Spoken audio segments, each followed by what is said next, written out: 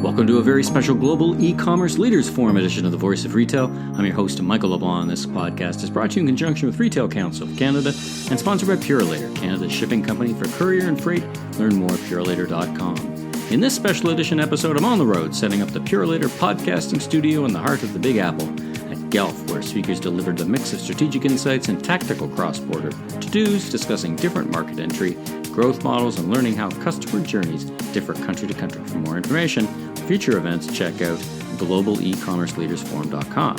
So get ready for an action-packed episode with 4 back-to-back interviews with experts in global e-commerce, starting with Frank Lavin, CEO of ExportNow. In government, Frank served as U.S. Ambassador to Singapore and Undersecretary of Commerce for International Trade, and is now helping businesses understand and launch in the Chinese marketplace. Then we talked to YuJin Yong, Senior Director of Direct-to-Consumer at MZ Wallace, a designer, manufacturer, and retailer of handbags and fashion accessories. YuJin helps us understand the MZ Wallace brand and the important role international retail, including Canada, helps play for this innovative retailer. Next, I'm joined by George Hanson, who shares his perspective with decades of experience in international e-commerce with brands such as Under Armour, where he was VP North American E-commerce and Retail, Lane Bryant, and Land's End, which included a stint as interim managing director for their Japanese business. Last but not least, we'll hear from Paul Stein, Purolator account executive based in New York, servicing a thriving trade in international cross-border shipping and commerce into the Canadian market. First, let's listen to my interview with Frank Lavin. Frank, welcome to the Voice of Retail podcast. How are you doing today? Michael, good to see you. Glad to be here in New York. Well, we're in New York at the Guelph Global E-commerce Leaders Forums in the Purolator podcasting studio, so welcome. I was looking through your background, such an accomplished background, multiple university degrees, service in the diplomatic corps. You're a bit of a slacker, clearly. I can't hold a job. I bounce around about half my career in government, about half in private business, but almost all of it Asia-focused, China-focused. Yeah. Right. So tell me, just unpack a little bit of your professional journey in a few minutes. Sure. So you went and you did what, and then we'll get to your business now and ExportNow. I got out of college and I joined the Reagan White House, to date myself, for a few decades back now. So I spent basically all of those 8 years with Reagan, the Reagan White House, NSC, State Department, different political assignments, some domestic, some international. And then when the elder Bush came in, I moved to the Commerce Department to run the Asia programs. I was the Deputy Assistant Secretary for Asia Pacific. That was a fabulous job. A lot of Asia trade promotion, commercial disputes, trade negotiations, and so forth. And then, of course, when the elder Bush was defeated by Bill Clinton, we all got sacked. Yeah. But I said, that's okay.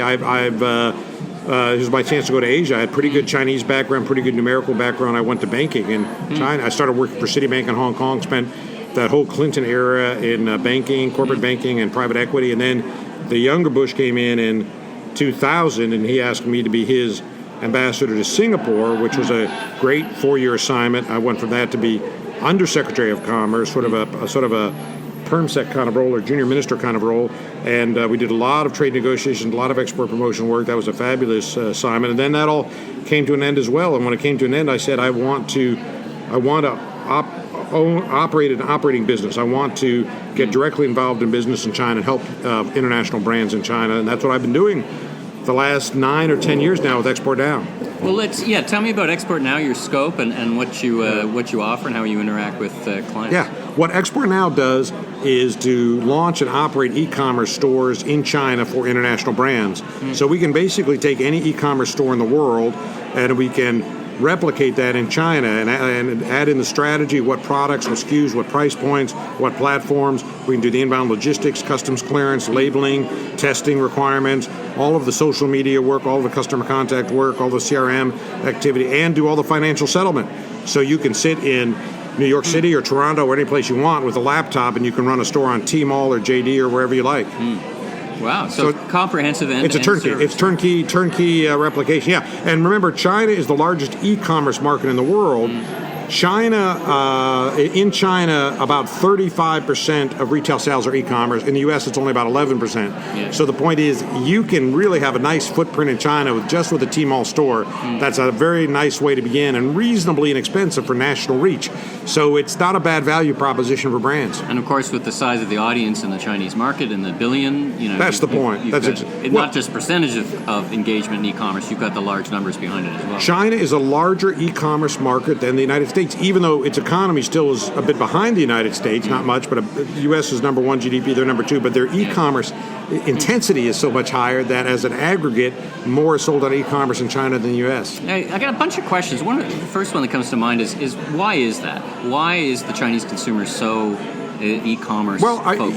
There's a few theories on that, but the one that I think holds the most water is there's not the legacy brand and legacy retail infrastructure that you have in the Western markets, meaning economic progress in China is only a few decades old, so people aren't wedded to a particular brand, so they're open to international brands. And secondly, there's not the legacy shopping mall structure, big box structure. There's not one person in China who shops at a store their parents shopped at.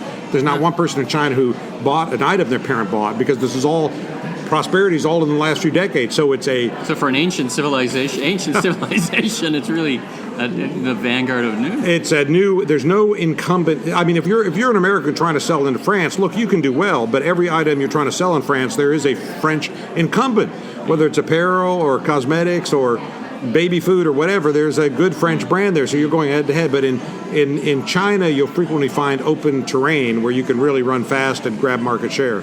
So as you work with retailers and brands, and I guess on a spectrum of educating them to the opportunity and the mechanics versus they are already operating and want to improve, what are the key lessons and key lessons you've learned in operating on behalf of retailers and brands in China? Like, what's the toolkit that needs to be in place to be successful? Yeah, there's a few lessons there, Mike. That's a great question. One is some brands are more digitally agile than others, and you have to have a digital profile. Your brand in China is perceived and understood and discussed in the digital space. So you need social media, you need SEO, SEM, you need key opinion leaders, you need live streaming, you need instructional videos, but you need to have a multifaceted digital strategy. And some brands in the West are very good at this. The cosmetic brands are usually very good at it. The apparel brands are usually very good at it. Some don't have much DNA in this space. They just don't do a lot of conversational work.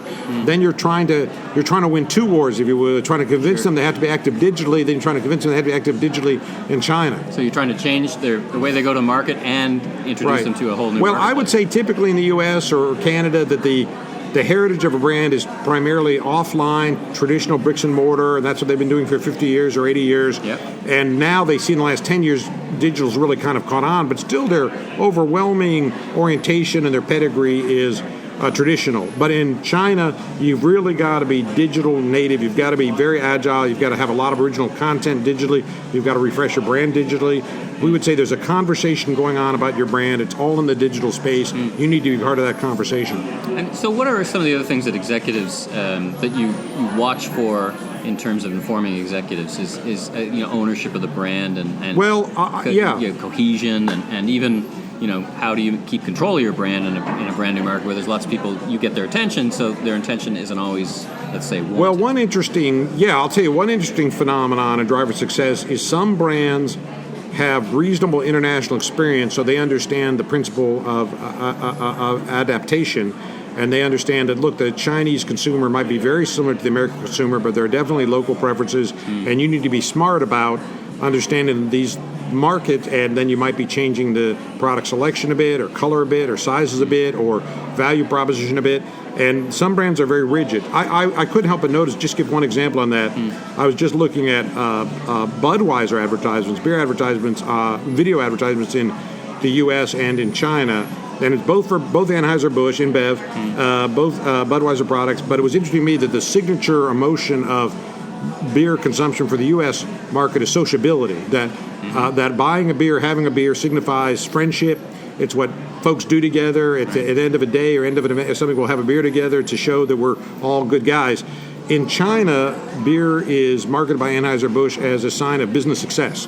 That because we successfully consummated this transaction, because we sort of triumphed or we prevailed, this will signify it's like a toast of whiskey. Like a champagne or something, right. Right. And I thought, so it's the same product. It has the same cachet, I suppose, but there's sort of a different social norm in these two societies that it is appropriate to have a drink after we've just closed the deal to show we're smart folks, right? And so I said, well, good for Budweiser for sorting through that and not just trying to mimic a U.S. marketing plan in China. So, given your background, I can't think of anyone better to talk about these interesting geopolitical times. Yeah.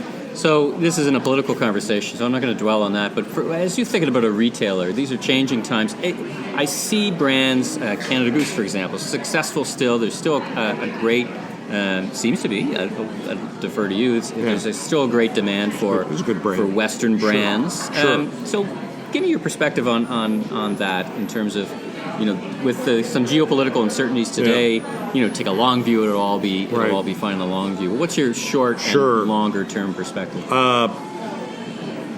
Look, business, there's two or three things businesses don't like. They don't like uncertainty and they don't like extra cost. And unfortunately, trade friction puts both those into play to say there's certainly uncertainty out there. And depending on your manufacturing profile, you could be subject to tariffs. There's definitely prospect of extra cost. So sort of a cloud. So it adds sort of negative pressure, downward pressure to the operating environment. No doubt about that. But we'd say every market in the world has some degree of uncertainty.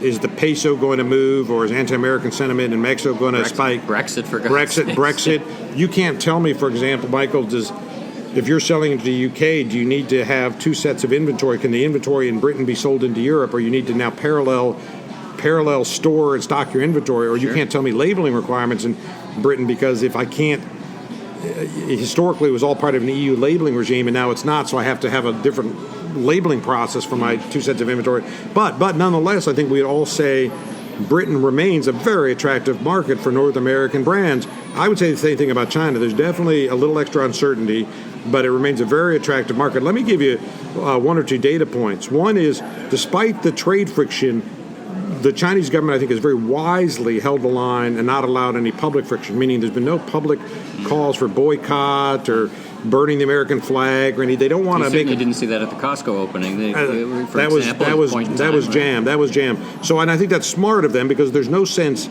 escalating. There's obviously differences of opinion, and there's there's a little bit of political elbowing going on, but there's no sense escalating that. So I think they're very wise to hold the line on that.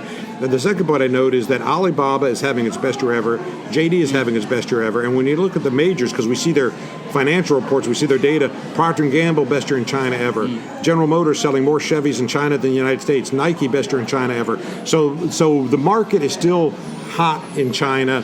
E-commerce is hot in China. American goods, Canadian goods do very well in China. So it's a very promising market. What we tell people to do is to keep a light footprint, be careful about CapEx and over-investing, because there can be volatility in the market. Sure. And by the way, that's how we back into e-commerce, because e-commerce is almost completely a flexible cost model. You're not buying a fleet of trucks. You're not hiring 200 people. You're not taking a 10-year lease on an office building. You're saying, listen, if I sell more makeup next week, that's great, and if I sell less, that's okay. I dial up and dial down, but I'm not really stuck with long-term debt or long-term fixed costs. So it prizes agility, and it kind of rewards agility. Absolutely. Keep it to a variable cost model. Yeah. Well, listen, it's been fantastic getting to know you, getting to know the business. How do people get in touch if they want to learn more about your business? I'm on LinkedIn. I love chatting with people on LinkedIn. We love talking about Chinese consumers, Chinese brands, so please get me on LinkedIn. And the website is www.exportnow.com. One word, exportnow.com. Okay. Love to hear from you. Fantastic. Thanks again for being on The Voice of Retail. Appreciate it. Thanks so much for having me. YuJin, welcome to the Voice of Retail podcast. How are you doing today? Great. Thanks for having me. Well, we're here in New York City at Guelph in the Purelator podcasting studio, so welcome. Thank you. Tell us, why don't we jump right in? Tell us a little bit about your personal and professional journey and what you do at MZ or Z Wallace. Depending on where you are. And we'll figure that out in the rest of the interview, but depending on where you are. Awesome. So I am currently the Senior Director of Direct-to-Consumer at MZ Wallace, which is a handbag and accessories company based in New York City.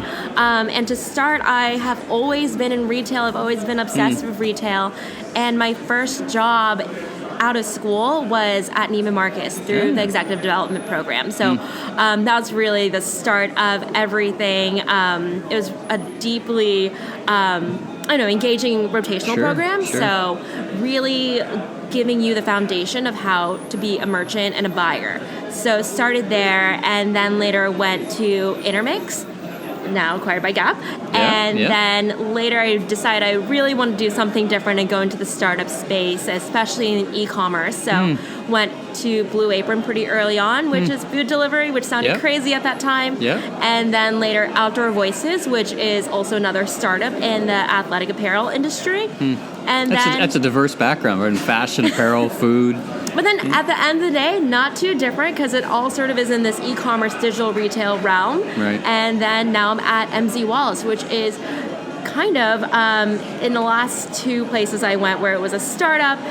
This is now an older company, but we're doing a lot of new tactics that kind of the new startups are doing. So excited to be here. Wow. And so you've been, MZ Wallace has been around since 2004. So as you said, it's not a new company by any means, but very contemporary. I happened to come across the store in Soho yesterday. It's a fantastic assortment, very, very forward. Describe the assortment for me and your target customer who buys your product, and give me a sense of the brand. Yeah, so company started in 2000 by two female founders based in New York City. So it's kind of funny because that's kind of the trend now. You're seeing a lot of female founders, and really they created bags to really solve the issues that they were seeing in their everyday life, which is a bag. They need bags to really just carry throughout the day. So our bag, if you go to the store, is really, it's really versatile, I would describe it. So for some people, it is their work bag. For other people, it is their diaper bag. For other people, it's like their travel bag. So it's really a really great kind of foundation, again, for you to really make it your own. And that's the part that I feel like is really core to the company and really core to also being in New York. You're always on the go. So this bag is the equivalent of some people having a car. Instead, like you have a bag and it has everything that you need throughout the day. Right on. So we're at Guelph. So we're here talking about international e-commerce. You're overseeing DTC e-commerce. So let's talk about that. What's the scale of the work you do, and what's the scale of the market, and where do you trade your brand? Yeah, so I would say international has always been as part of our business from the start. So MZ Wallace is pretty early on in having an e-commerce site. So we've had an e-commerce site since 2003, 2004, which is really early on compared to a lot of other brands and retailers at that time. And they actually also then opened a lot of wholesale stores. So that's kind of where this international customer started coming from. They started actually seeing our bags in wholesalers, and because our bags are used for travel frequently, they would see it in the airport while traveling on someone's suitcase. So it was a really, it's connecting the dots, and we were really organic. We didn't really invest a lot in marketing at that time and space, but we started seeing this flood of traffic on our analytics of great. You see a lot of international customers. Some of them actually do try to purchase. And was there any country specifically that stood out for you? I see you've got Canada in the line, obviously. Right? Very good. That was like a really great one because we had a lot of customers who would travel from Canada to our New York City stores, or they would, shop at one of our wholesale partners, and that right there is just opportunity for us to really make the experience as seamless as possible for them. So our goal really for international customers is to treat them as closely as possible, sometimes if not better, than our domestic customers. Oh, right on. Yeah. So in the early adopter, so to speak, as a company, and in your role and in your time or even in the past, what's changed? What's different and what's new about this international e-commerce? What things jump out at you? Expectations. I think really you see the rise of Amazon, and it's not everyone sort of has this expectation that they have the ability to get things instantly, that they can also get things from their phone. So that has really been part of our roadmap as we are building out our international business, is to make things as seamless as possible for the international customers. So we do partner with Flow, is this international platform that helps us with currency conversion. So that's something that we're providing as price transparency. And then also checkout. So we're making that international checkout as seamless as possible again, and very mobile centric. So that's the one thing I think that is safe to say is globally, just the entire world, everyone is getting more and more in tune with how to operate a mobile device.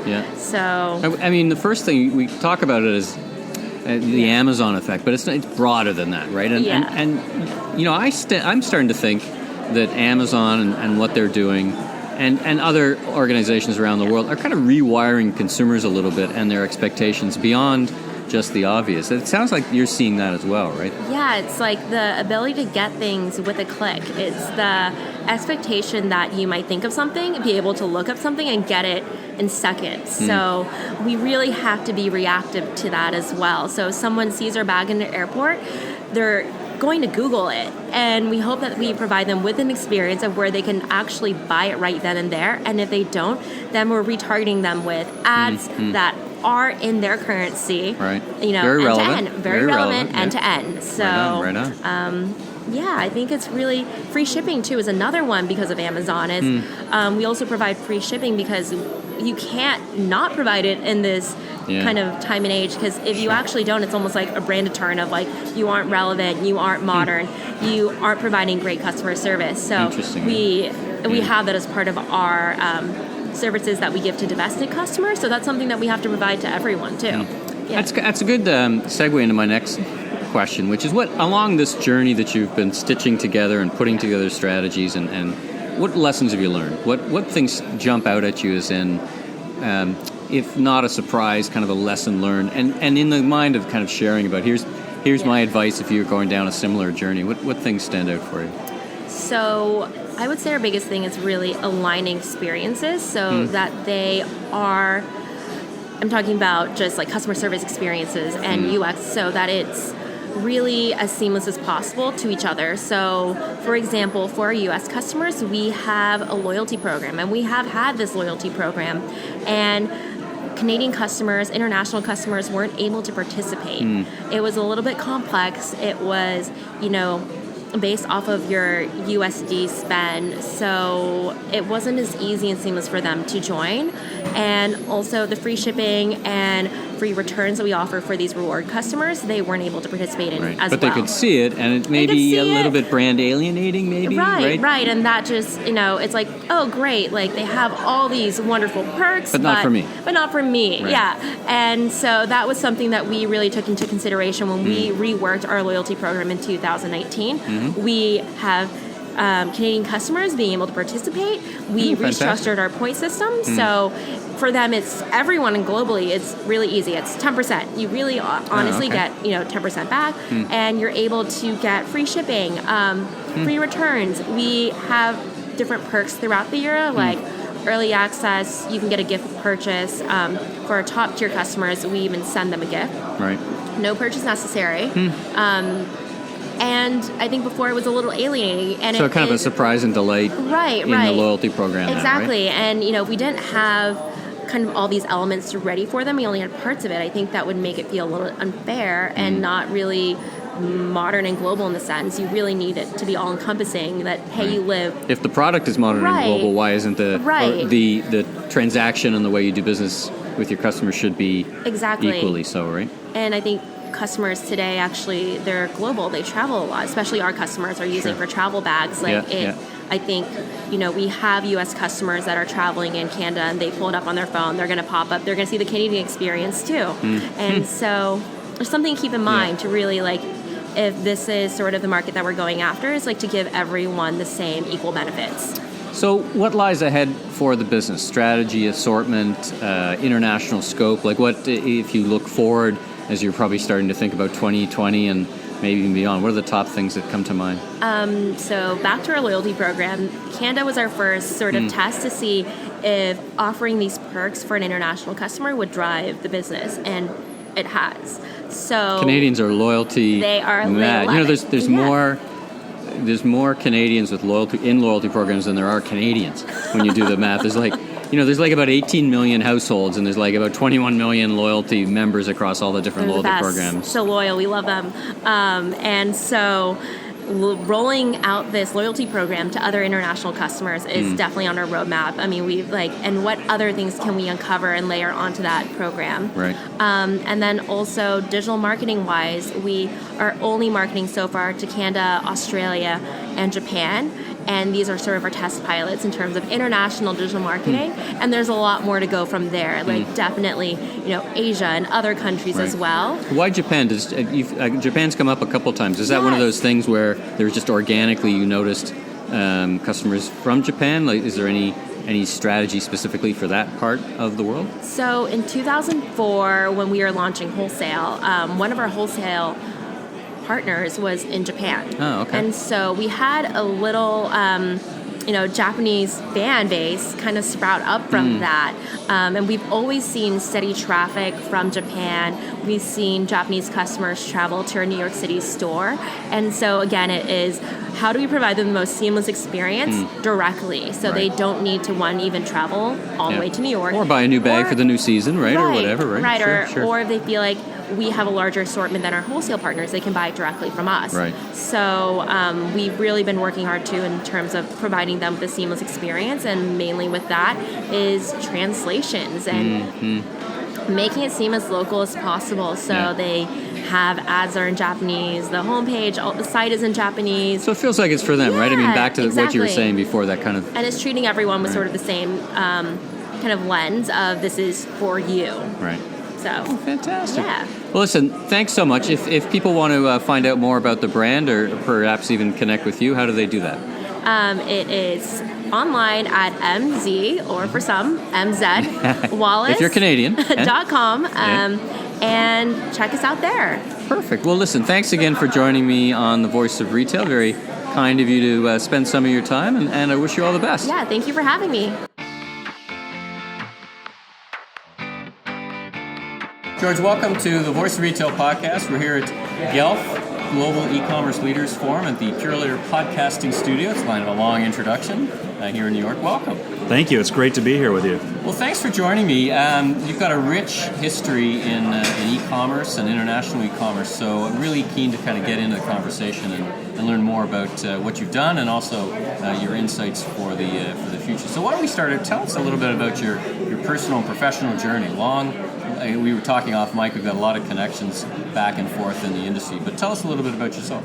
Sure. I started off at Land's End back in the late 90s when e-commerce really was getting started, and a lot of the catalog companies really were the first to jump into it in a big way because they had the infrastructure, both in the fulfillment side as well as on the direct consumer marketing side, and so at the time Land's End was doing some really innovative things around first to go live chat and shop with a friend and doing avatars and body scanning and all of that. So that was there about 13 years in different roles, including launching e-commerce sites in different parts of the world.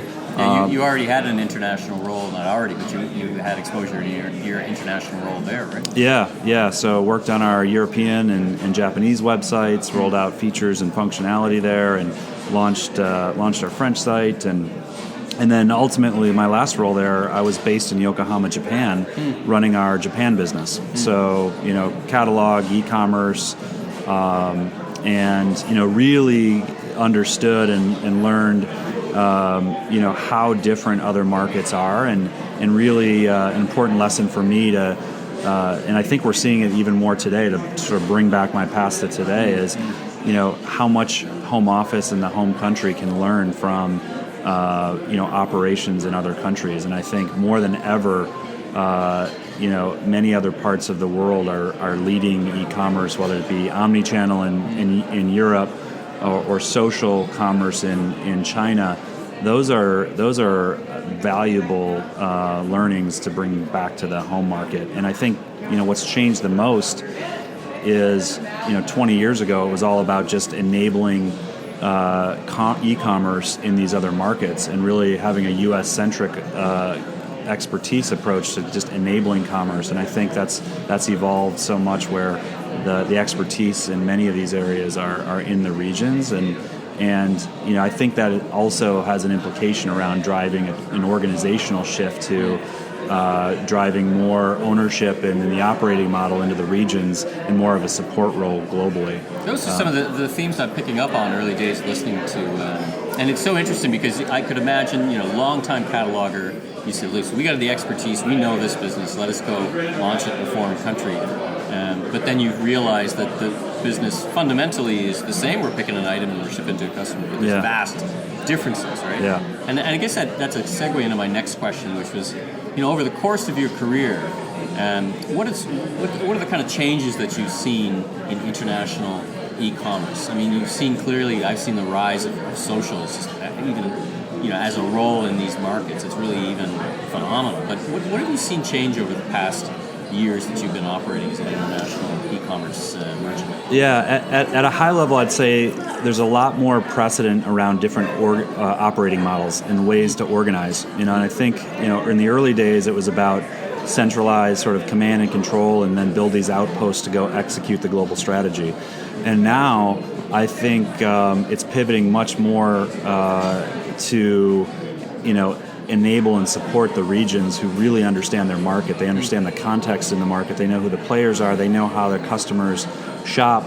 And so it's shifting from sort of centralized to decentralized from an operating model. That's interesting because you almost I didn't think it would evolve quite that way, because you had kind of a centralized, very efficient skill with a few people on the street, so to speak, in these markets. But what you're talking about is really it takes a dedicated team in these markets the markets are so different. Even though the fundamental, I'm going to pick an item, I'm going to ship it to a customer. Yeah. The market differences are so fundamental. And I think because the market has evolved so much, those table stakes of actually just being able to fulfill and take an order and bill, those are table stakes. And so that's not the differentiator anymore. And that's no longer, that's just the cost of entry. And so those things can be standardized, but what's really important is having people on the ground who know the context and who know that market and that customer, and shifting more and more of the decision making and the accountability and the responsibility to local teams. So as you think over the course of your first part of your career, what are the three things you've learned? What are the three pieces of advice you'd have for success? I mean, you're honing in on one very important one, which is you've got to have that kind of context driven by a local team. You can't have a local team in every market, but you've got perhaps you've got to pick your markets to be successful in. Yeah. What else have you kind of picked up? I'd say first define your operating model and your decision rights and your RACI. There's so much that gets clarified once you establish who makes the decisions, who's in the lead role and who's in the support role. So I've hit that point. I think operating model is really, really important. And then secondly, bringing it down to the technology and the processes, really thinking through your entire data supply chain from master data down to the ultimate, consumer experience on the front end of all of your platforms, your commerce platforms, your social platforms in region. You really have to think through every piece of that data supply chain, because PIMS and product information usually does not originate in the regions. It originates in you're a consumer of that in the region from corporate, and corporate's data, master data structures aren't considering all of the needs for it in your local market. So really being thoughtful, not just of which platform, and is it a global platform or is it a regional platform, but really understanding that entire data supply chain.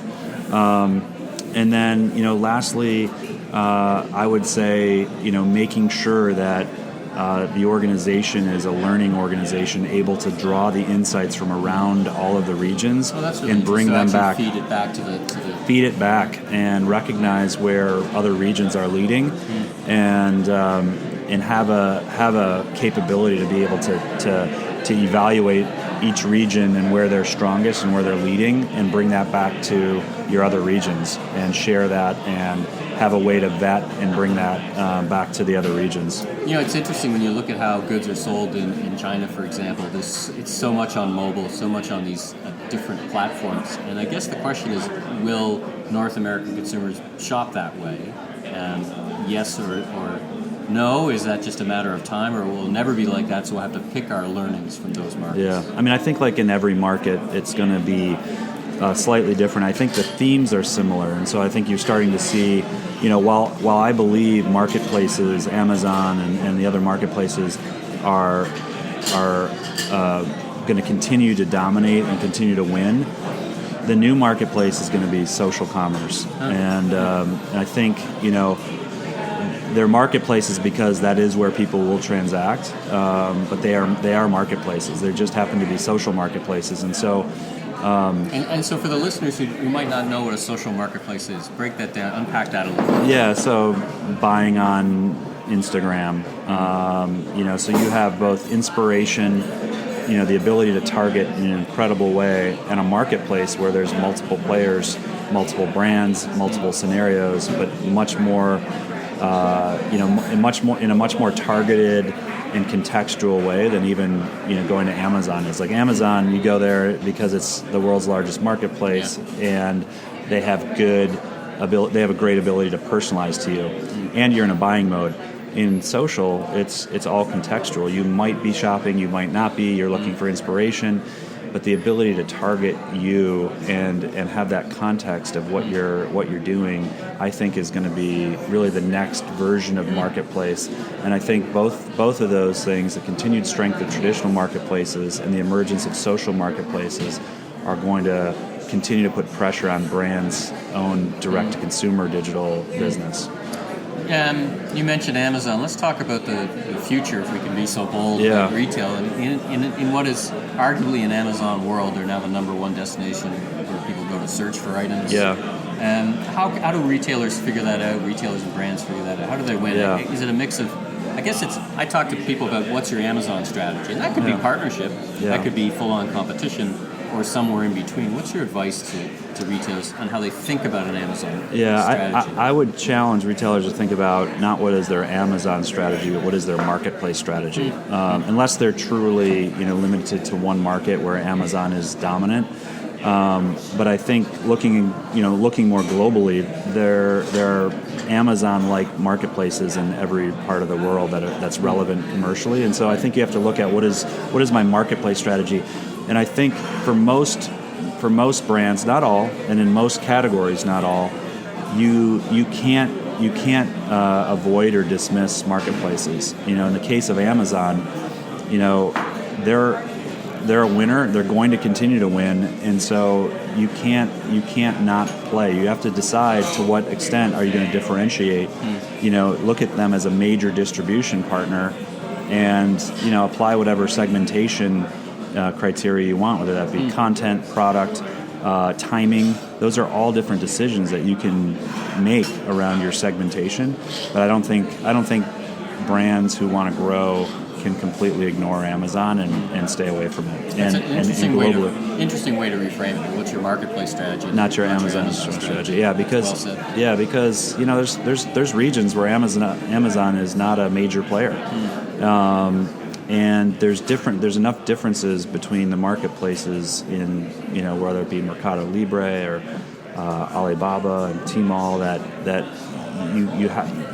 you have to look at a marketplace from a multi-brand, multi-marketplace perspective, not just through an Amazon lens. They're a major player. You got to know them, but they represent one of many major players globally.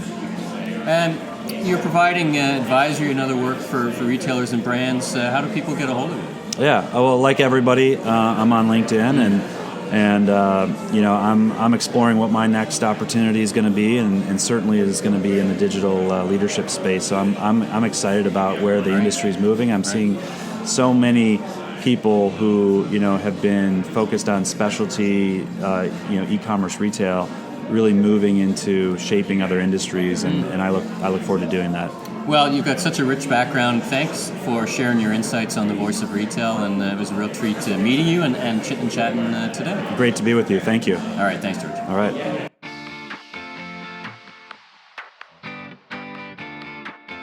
Paul, welcome to the Voice of Retail. How are you doing today?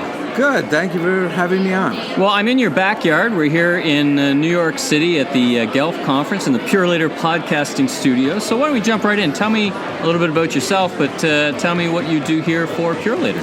So I'm a major account executive for the company. I handle both New York and New Jersey. Mm-hmm. So I work with customers who want to be shipping into Canada, throughout Canada, back out Canada into the United States, and we also do domestic expedited freight as well within the United States. as well as what we call lead services, which is custom critical time definite or day definite services. And how long have you been with Purolator? I've been with Purolator 5 years. Oh, fantastic. So we were chatting a bit off mic as we just met each other today, and I was asking you what kind of clients you had, and we were talking about the brand. You mentioned there's a couple of friction points that people may not know of who are shipping into Canada that you work with them to kind of inform and resolve. Give me an idea of the kind of work you do and the advice that you give to clients shipping into Canada. Well, really, our value proposition is to give the customer a seamless experience in terms of moving product into Canada and subsequently getting in the hands of their customers. Right. So on a B2C level, we want to eliminate all pain points and really have that shipment come in a timely shipment in the time that the customer, the recipient, is expecting it, without delay, and with having an excellent customer service experience. Really, that's what it's about. So give me a couple of ideas of what those pain points are. So I don't know a lot about intercontinental cross-border traffic, but 1, 2, or 3, like what are the top things? So the biggest pain point will be customs clearance.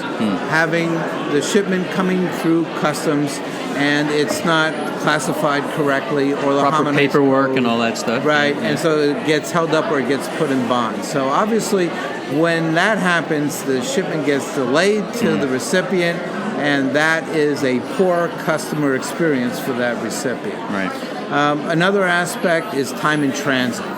So the customer, when they're ordering something from a manufacturer or distributor, they expect it within a certain time frame. So, faster now than probably when you started your career, right? The expectations have gone up, not down, right? So on a ground basis, for example, our time in transit is 2 to 5 days. So for example, if a shipment is shipping from New York and New Jersey and it's going to the east coast of Canada, let's just say Ontario, 2-day turnaround time by ground. To Vancouver, 5-day turnaround time by ground. If we're shipping air, you don't need air into the East Coast because it's 2-day turnaround time. All right. So mid of the country, middle of Canada to the West Coast is approximately 2 days, 3 days on the outside for rural areas. So that is a huge value proposition for our customer base. So reducing the friction basically to make sure that product gets to where it's going, and right paperwork and all that stuff. So if a customer is getting something right now in 7 to 11 days, which is the average, and you turn that around to 2 to 5 days, think about how much of a greater customer satisfaction that generates, as well as the turns for your company. How much more product can you sell? Yeah. Interesting. So what's on the horizon as you look forward to 2020? What do you see in the business, and what are you guys planning for as you sit here today? Well, so Purolator is putting more money into infrastructure, into automation. So we want to expand with the marketplace to be able to handle the incoming volume. E-commerce is increasing about 30% year over year. And our number one goal is to continue to provide an excellent customer experience. And in order to do that, we have to really kind of mechanize more so. Automation, all those things, correct. Right? So, we have to automate, stay up with the trends. We are right now, for example, we are building a brand new hub in Ontario, Canada. Yeah, John Ferguson and I talked about that. Very, $500 million, something like that. It's fantastic. Totally automated. Yeah. Okay. And it's just an example of how we are addressing what customers are telling us in terms of how we need to expand and to basically increase with the marketplace and still provide that customer service and that quality of service, speed, that quality, they're and all looking that for. That's really what it's about for us. Other competitors have different value propositions. Some are about speed in and of itself. Others are about, perhaps clearance. We're about all of that, and at the same time, really providing customer satisfaction, number one on our plate. So if listeners want to get a hold of you, if they happen to be listening in the States, I've got an American segment of my audience, how do they get a hold of you? They can get a hold of me one of two ways, either through my cell phone at 201-741-1185 or through my email address, Paul, Paul, .stein, STEIN, @purelator.com. Well, thanks for sitting and chitting and chatting. It was great to meet you here. I wish you a safe journey home, which is not too far for you. A little farther for us. But once again, thanks for taking the time to chit and chat. Well, thank you for having me on. I really appreciate it. Well, thanks to Frank, YuJin, George, and Paul for being my guests on this episode, and to Gelf founders Jim Okamura, Scott Silverman, and Kent Allen for being my generous hosts. That's a wrap on this special edition of The Voice of Retail. If you like this podcast, you can subscribe on Apple iTunes or your favorite podcast platform. Please rate and review and be sure to recommend to a friend or colleague in the retail industry. I'm Michael LeBlanc, founder and president of M.E. LeBlanc Company, Inc. You can learn more about me on www.meleblanc.co or, of course, on LinkedIn. Until next time, have a great week.